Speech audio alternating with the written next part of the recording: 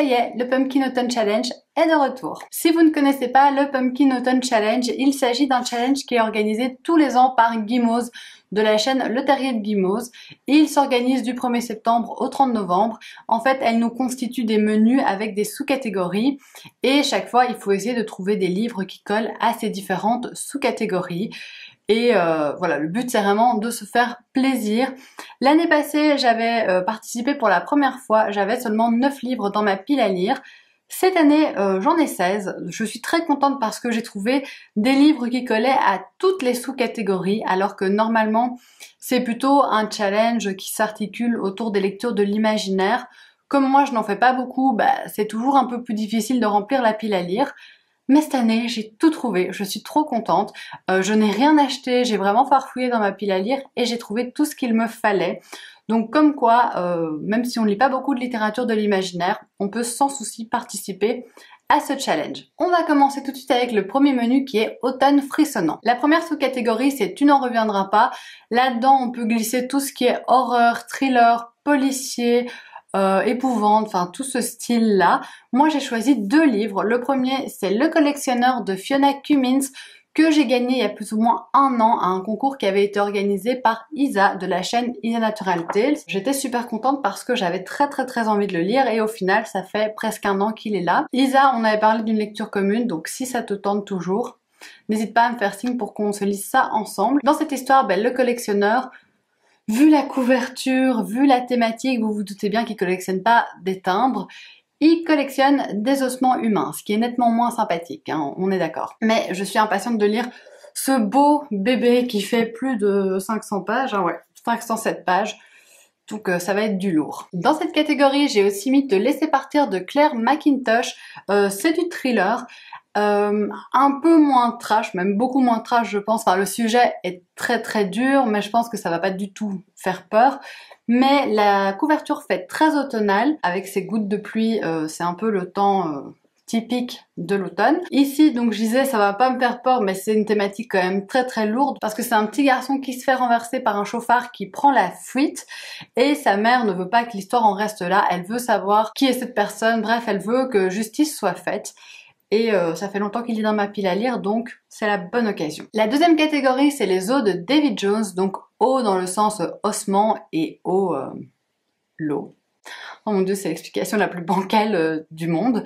Donc là-dedans, c'est tout ce qui est piraterie, mer et océan, vaudou, bayou, les choses comme ça.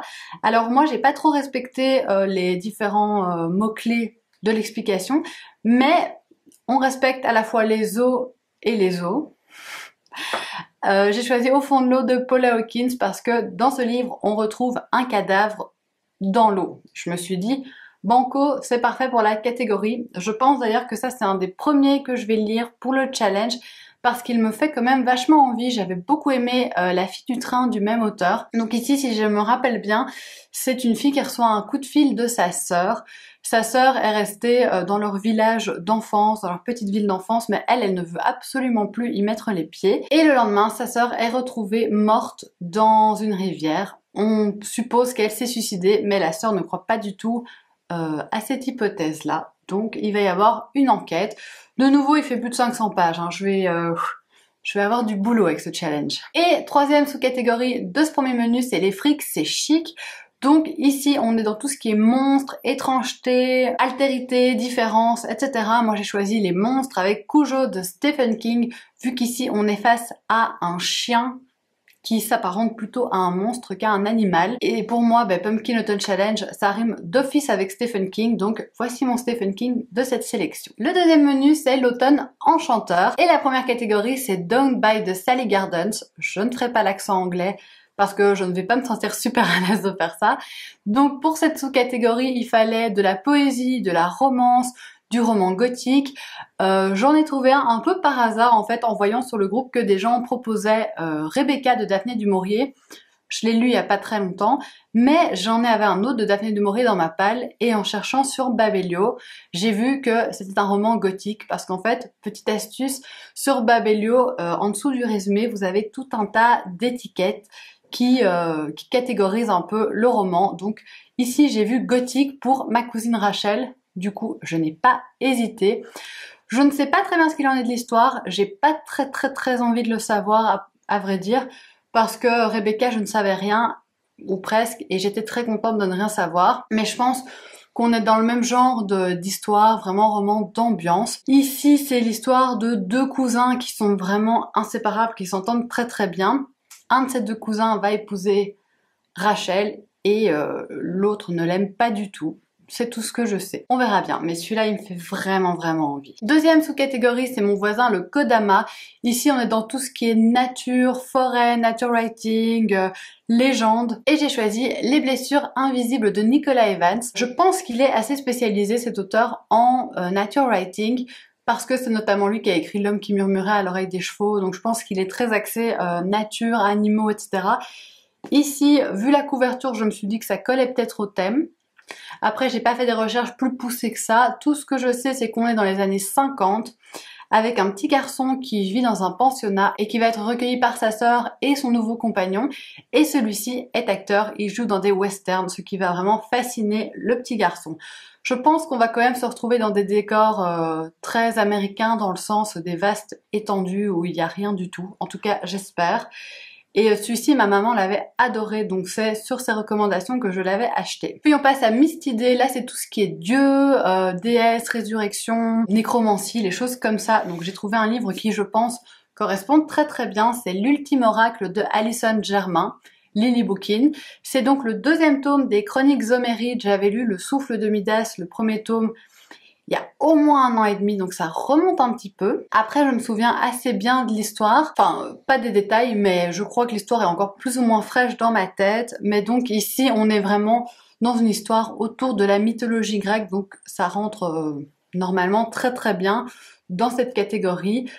Pour ce qui est de l'histoire, en fait, c'est l'histoire de Louise, qui est une fille normale, qui vit une vie tout à fait normale, qui un jour, par un concours de circonstances, se retrouve avec un étrange pouvoir qu'elle ne maîtrise absolument pas. Elle a le pouvoir du roi Midas, c'est-à-dire que dès qu'elle va toucher un objet, il va se transformer en or. Et voilà, on la suit dans la découverte de ce pouvoir. On va voir comment elle arrive à le maîtriser ou non. Donc je suis impatiente de le lire. En plus, la couverture fait très automnale, je trouve. Et dernière sous-catégorie de ce menu, c'est Prenez garde aux souliers pointus. Ici, c'est tout ce qui est sorcière ou féminisme. Je n'ai pas de livre sur les sorcières, donc je suis partie sur le féminisme avec Girls Will Be Girls de Emer O'Toole, que j'ai sur ma liseuse. Ici, c'est un essai sur le féminisme, une réflexion sur le genre. Je pense que c'est assez décalé parce que j'ai entendu que l'auteur était elle-même assez décalée. Et c'est un livre dont j'avais entendu parler sur la chaîne de Lilia, Lire avec Lilia. Elle avait beaucoup aimé.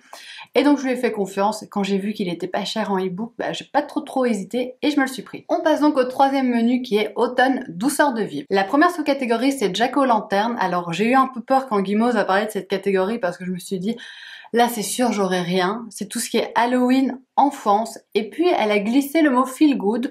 Bon, je lis pas énormément de feel good, mais je crois que j'en avais un dans ma pile à lire. Je suis même pas sûre que ce soit un feel good en fait, mais j'avais Les Oubliés du dimanche de Valérie Perrin. J'avais lu de cet auteur Changer l'eau des fleurs que j'avais beaucoup aimé. Ici, on est dans l'histoire d'une jeune fille qui va commencer à travailler dans une maison de repos. J'imagine qu'elle va se lier avec les résidents de cette maison de repos. Et il paraît que c'est très bien, que c'est assez profond parce que moi, j'avoue, j'aime pas le feel good cousu de fil blanc, donc je pense qu'on sera pas face à ça. J'ai déjà lu un Valérie Perrin, on n'était pas face à ça, donc j'ai espoir. La deuxième catégorie de ce menu, c'est l'autre mère.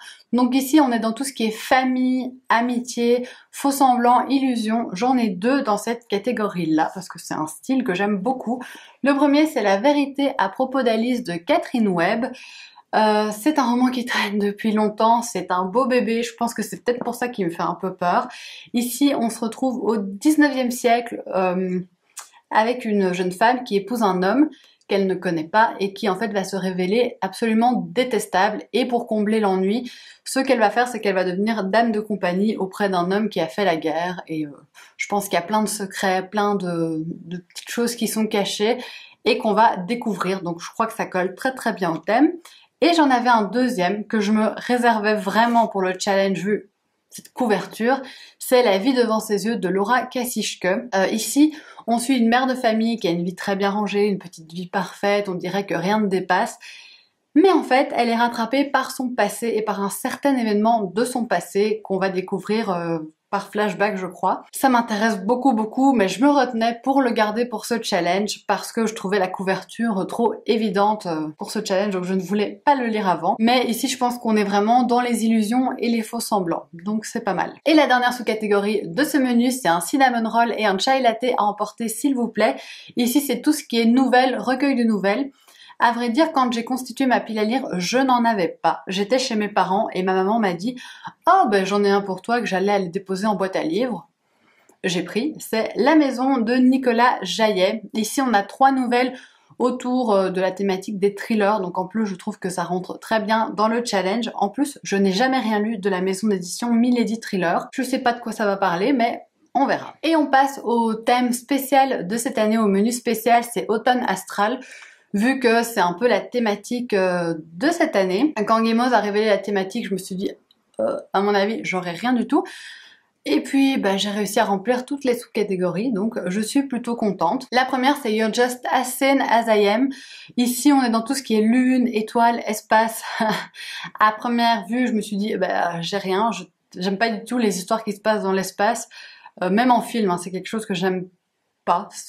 Voilà, c'est pas mon style, mais j'ai trouvé une couverture qui collait très bien. Donc l'histoire, je crois, ne colle pas, mais je me suis dit bon, la couverture, c'est bon, ça passe. Je pense de toute manière que ce challenge, il est fait pour se faire plaisir et pas exactement pour coller parfaitement aux catégories. Au final, ça a un peu moins d'importance. Si vous dépassez un petit peu, c'est pas bien grave. Donc ici, vous avez une lune, vous avez des étoiles. Je me suis dit banco, ça marche. Pour ce qui est de l'histoire, on est en 1914 à Montréal et on va suivre 2 orphelins qui grandissent ensemble à l'orphelinat, Rose et Pierrot. Et ils ont chacun un talent. Pierrot est pianiste et Rose, elle est pantomime, je pense. Et voilà, ils s'aiment beaucoup, mais ils vont être séparés à l'adolescence. J'imagine qu'on les reverra une fois adultes et qu'ils se retrouveront, enfin... Je sais pas, on verra bien. C'est Margot Liseuse qui l'avait lu l'année dernière parce que c'est un roman de la rentrée littéraire de l'année passée. Elle l'avait lu, elle l'avait beaucoup aimé. Donc c'est vrai que quand je l'avais trouvé, j'avais pas trop hésité. Puis on a la catégorie Rêverons-nous de moutons électriques. Ici c'est tout ce qui est rêve, science-fiction. J'ai regardé sur Libradic les livres que j'avais en science-fiction. Ils n'étaient pas légion, mais j'en ai trouvé un qui m'intéresse beaucoup. C'est Des fleurs pour Algernon de Daniel Keyes, je ne sais pas comment on doit dire. C'est un peu un classique du genre et l'édition est très belle en plus. Ici, je pense qu'on suit Algernon qui est handicapé mental, si mes souvenirs sont bons. Et alors, je pense que le côté science-fiction vient du fait que on va faire une expérience sur lui pour lui retirer cette déficience mentale. J'ai peur de dire des bêtises, donc je vous en reparlerai quand je l'aurai lu, mais je sais que ça c'est vraiment un classique de la science-fiction. Et alors j'ai lu la première page par curiosité, et c'est très bizarre parce que c'est écrit avec plein de fautes d'orthographe. J'imagine que c'est Algernon qui est censé avoir écrit cette page. J'espère que ça me perturbera pas trop dans ma lecture, mais en tout cas il me tente beaucoup. Et la toute dernière sous-catégorie de ce challenge, c'est Songe d'une nuit d'automne. Il fallait simplement trouver une couverture au ton de la nuit, donc du bleu, du mauve, du violet. J'en ai de nouveau 2. En fait, à la base, j'en avais qu'un.